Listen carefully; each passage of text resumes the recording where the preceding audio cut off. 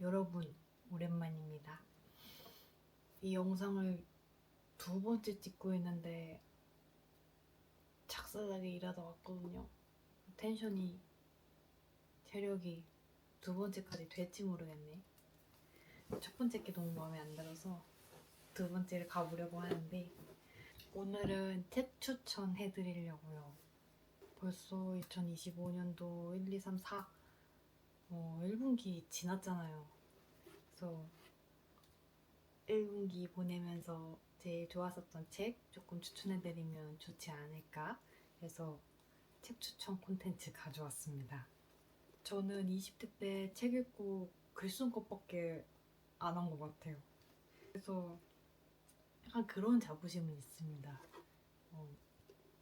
그러니까 책 보는 안목은 내가 좀 있지. 그런 거 있잖아요. 서문만 봐도, 표지만 만져봐도, 제목만 읽어봐도. 그러니까 저 5권 추천해드릴 건데 5권이 다 여러분의 취향에 맞으리라고 생각하지는 않습니다. 한두 권 정도는 얻어 걸리지 않을까 그렇게 생각을 해요. 첫 번째 책, 흰 고래의 힘에 대하여. 이거는 홍한별 번역가님이 쓰신 번역에 관한 에세이예요. 저는 사실 이름에 대해서 조금 고정관념이 있었나 봐요. 되게 젊으신 분인 줄 알았는데 그래도 조금 연령대가 있으신 번역 일을 한 20년 해오신 그런 좀 중년의 번역가신가 봐요. 근데 이분이 번역을 하면서 느낀 여러 가지 고민들, 그리고 번역 자체에 대한 생각들, 이런 게 굉장히 깊게 담겨져 있어요. 그래서 여기에 보면은 제목이 흰 고래의 힘에 대하여잖아요. 이 에세이 처음 들어가면서 흰 고래의 힘, 흰 색깔을 어떻게 표현할 것인가에 대한 그런 질문이 나와요. 어떤 언어를 가져와서 표현할 수도 있겠죠. 이렇게 종이가 있다고 하면은 흰 고래 모양 이외의 다른 부분, 그러니까 행간, 여백, 침묵을 잘 채움으로써 흰 고래의 힘을 표현할 수도 있다는 거예요. 찢었지 않아요? 그런 발상의 전환 되게 감동적으로 와닿았고, 또 이 책을 읽으면서 좋았던 거는 이 책에서 말하는 번역이라는 것을 저는 그 번역 그 자리에 그냥 언어라는 말로 등치시켜서 읽어도 굉장히 좋게 와닿거든요. 결국에는 우리는 이 세상을 언어로 번역해내는 존재잖아요. 그래서 한번 이 책을 읽어보시는 분들은 번역이란 단어를 언어라는 단어로 등치시켜서 읽어보셔도 저랑 비슷한 감동을 느끼시지 않을까 생각이 들어요. 제일 감동적인 부분은 저는 본문보다 본문 밑에 있는 각주를 읽고 이렇게 감동해보긴 또 처음인 것 같은데, 번역을 할 때 어떤 단어가 꽃처럼 여겨질 때가 있다. 여러 장의 꽃잎이 합해져 이루어진 꽃에서 번역은 꽃잎 한 장밖에 떼어가지 못할 때가 많다. 아까 제가 여기서 번역을 언어로 등치시킬 수도 있다 그랬잖아요. 그러니까 우리가 되게 좋은 일을 경험하거나 엄청난 사랑을 느꼈거나 엄청난 상실을 경험했거나 엄청난 슬픔을 겪을 때 이걸 어떻게 말로 표현해야 될지 모르겠어. 어떻게 언어로 표현해야 될지 모르겠어. 그런 말 하곤 하잖아요.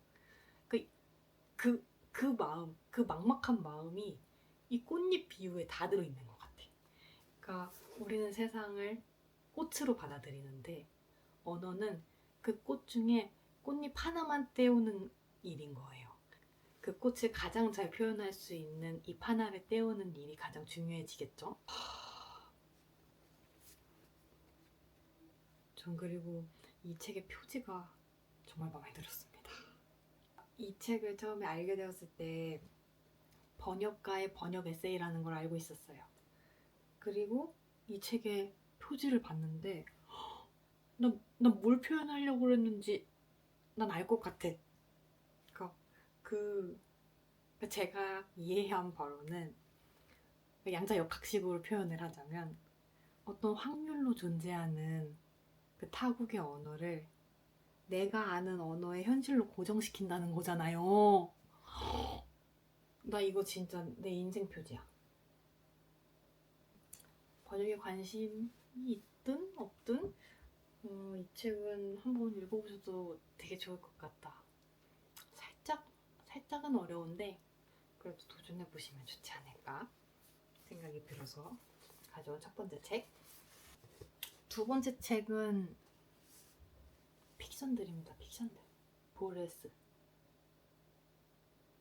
루이스 보레스. 노년이 될수록 아이의 눈이 멀어버리는 그런 질병을 보르헤스의 부모님 그리고 보르헤스의 조부모님 또 앓으셨다고 알고 있는데, 그래서 보르헤스도 노년에 눈이 멀어요. 근데 그 눈이 먼 경험마저도 문학의 소재로 가져오는 그런 위대한 문인이었다고 합니다. 보르헤스가. 보르헤스 소설을 전 지금 이 픽션들로 처음 읽어봤어요. 단편집이에요. 이거는 단편집이고 이 안에 단편이 굉장히 많이 들어있는데, 사실 우리 그렇잖아요. 거의 한 세기 차이가 나면은 이름도 잘 안 외워져.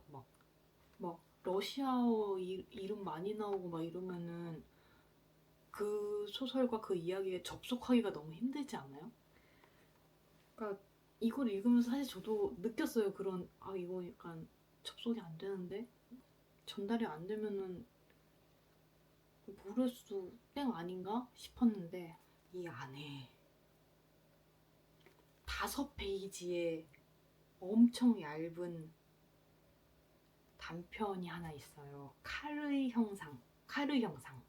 전 그 카르 형상을 읽기 위해서 이 책을 빌려도 되지 않을까. 그 5페이지를 읽기 위해서 이 책을 읽어도 전혀 아깝지 않을 정도로.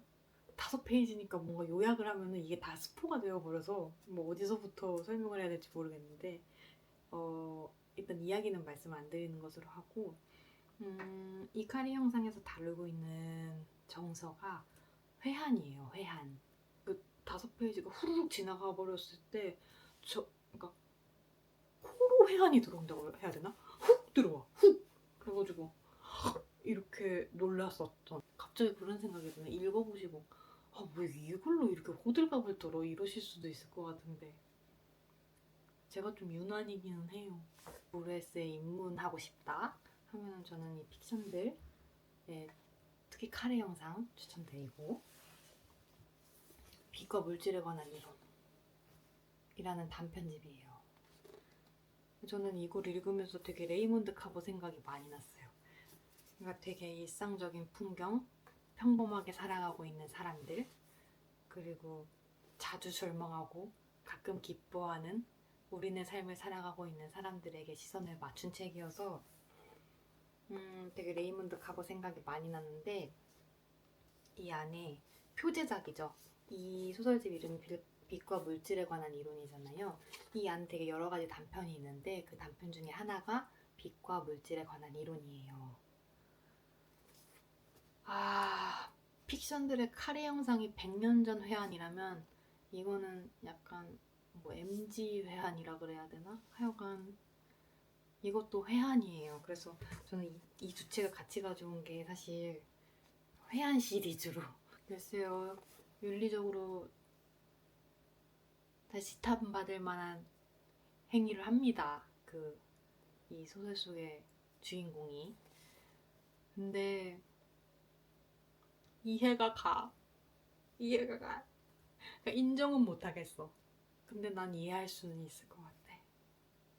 비흡연자도 담배를 한 대 꼬나물고 싶게 만드는 그런 회한이 담겨 있어요. 설명을 드리면, 물리학을 재학 중인 여자 대학생이 주인공이에요. 근데 배경은 이제 시험 날이고, 그러니까 자기보다 20살, 30살 많은 물리학과 노 교수가 시험 문제를 내요. 근데 아주 어려운 문제라서 모두가 다 포기하고 나가요. 이 여학생이 그렇게 막 공부를 성실히 하는 그런 스타일은 아니었는데, 그날은 왜인지 모르겠는데 그냥 끝까지 남아서 그 문제에 대해서 어떻게든 답을 써요. 그래서 그 답을 제출을 해요. 거의 유일한 답을 써낸 학생이었던 거예요. 주인공 여학생이. 근데 당연히 답은 틀렸어요. 답은 틀렸는데 그 노 교수가 하는 말이, 이 시험이 시험하려고 했던 것은 어떻게든 이 문제에 대해서 답을 써내는 것, 그걸 보려고 했다는 거예요. 그러니까 유일하게 시험을 통과한 학생인 거죠, 이 학생이. 그래서 그 교수와 어떻게 보면 처음으로 1대1적인 관계를 그때 인연을 맺게 되고, 그 인연이 굉장히 오래 가서 그 노 교수의 죽음까지 이어지게 되는데, 그 사이에 일어났던 그 여학생의 어떤 마음의 변화, 마음의 파도침, 이런 것들이 담겨 있어요. 말하자면 불륜인데 그걸 뭐라고 해야 돼? 그냥 하여간 회한이 되게 많이 느껴지는 그런 소설입니다.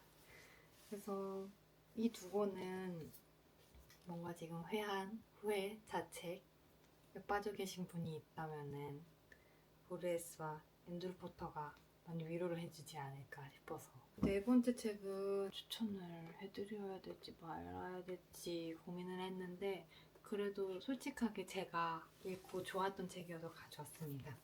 천사들의 엄격함. 저도 사실 지금 이 책을 요약해보라고 하면은 못하겠어요. 모르겠어요, 무슨 말 하는지 정확하게. 근데 생각해볼 만한 거리가 너무 많아가지고, 이게 보면은 보르헤스, 하이젠베르크, 칸트, 그리고 실제 궁극적 본질이라고 써져 있거든요. 그러니까 말하자면 세 명의 위대한 지성인들이 있잖아요. 보르헤스의 문학적인 궤적이 있겠죠. 그리고 하이젠베르크의 뭐 과학, 뭐 양자역학 관련된 어떤 과학적인 사고의 궤적이 있겠죠. 그리고 칸트의 철학적인 궤적이 있겠죠. 그들의 학문적 궤적을 이렇게 맞춰서 겹쳐지는 부분을 이렇게 보내드는 것 같은 느낌이에요. 이거 읽다 보면 이게 도대체 무슨 말이요? 싶기는 한데, 글쎄요, 도전해볼 만한 책이에요. 그리고 이게 실제의 궁극적인 본질이라고 나와 있어서 어떻게 보면 되게 과학책 같아요. 과학책이에요. 특히 세 명 중에 그래도 가장 조금 제가 느끼기에 분량이 많이 잡혀져 있는 게 하이젠베르크거든요.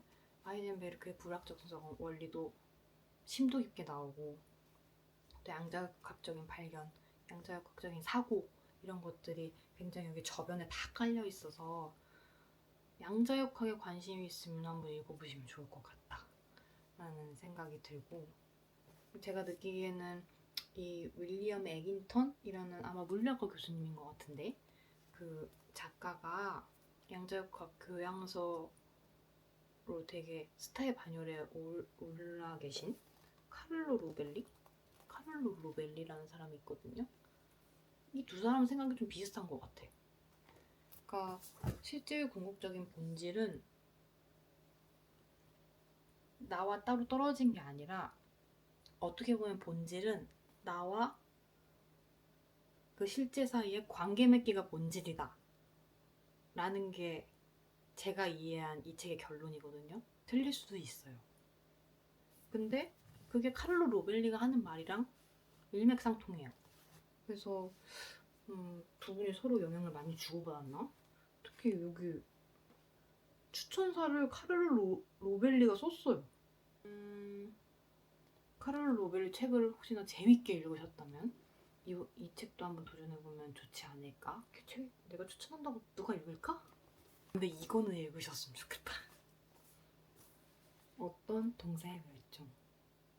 한승태 작가님이라고 제가 진짜 좋아하는 에세이스트거든요. 한승태라는 이름이 몰랐는데 필명이시래요. 제가 처음으로 작가와의 대화, 작가와의 만남, 뭐 작가 사인회 이런 거 찾아본 분이 이 한승태 작가님이에요. 이분은 노동 에세이를 주로 쓰세요. 그래서 이 전전작인가?